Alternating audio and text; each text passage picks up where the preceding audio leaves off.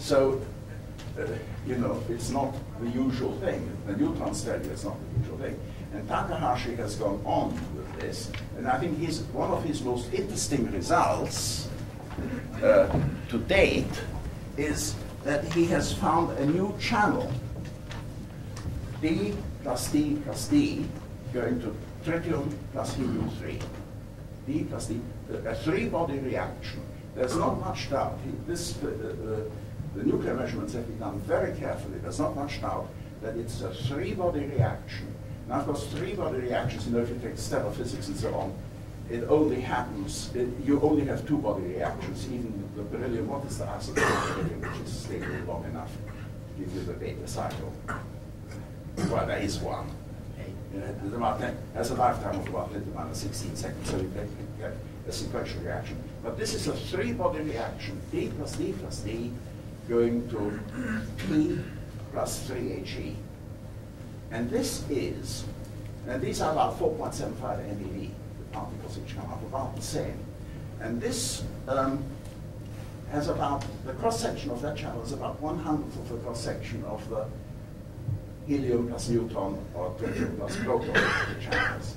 So I think there will be all sorts of, this is done at the 150 keV acceleration voltage. So it's sort of warm fusion. And I think there is not much doubt that if people continue to look at the products and really cover the whole energy spectrum, they will find all sorts of other outgoing channels. But these are not really primary products, are they, of cold fusion? Because these gap rates are pretty negligible compared to the fusion and event rates that produce heat. No, they are not. They don't account for the heat. The thing which accounts for the heat is helium-4. And that's what really needs doing more and more and more. You have to really correlate, seek whether you can get a sufficient correlation between helium-4 and heat. Unfortunately, this is a very difficult experiment. And people have seen, lots of people have seen helium-4 in the lattice and in the gas. So that the status is about that there's always some tritium.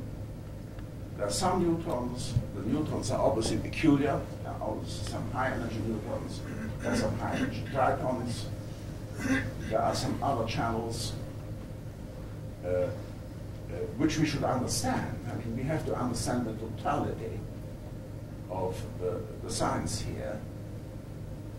But the primary thing is helium-4. Incidentally, Mel, if I can just say, one thing I should make clear is you don't always get these effects. The materials problems are severe. The experiment is very strange. It lasts of the order of 30 to 90 days under extreme conditions. And very often, the experiment simply doesn't survive.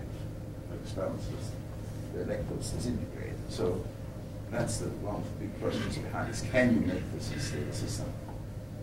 Going back to your original paper published in 1989, you had in one of the columns a statement, beware of ignition, that was associated with a 1 cubic centimeter sample, which apparently was a laboratory accident. My question to you, accident, yes. Is there evidence for or against the melting and the accident being due to excess heat production? Well, this was a rather large calorimeter, and all the heavy water disappeared. Unfortunately, it happened at night, so it wasn't observed. So I don't like to talk too much about it. But the water disappeared, so it had all got to be boiled off, and then the electrode melted. It did worse than that. It sort of disappeared as well. It was a mess. It was a great mess.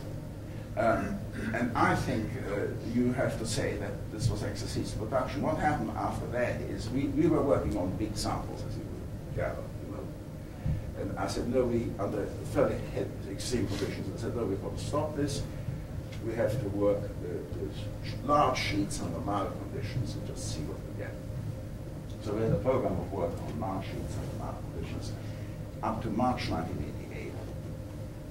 when I also, there's a long history of this, but I also said that work had to stop because I could see it getting out of hand, and that we switched to using thin rods to be scaled down. See, at that stage we started to scale down so that it could never get out of control.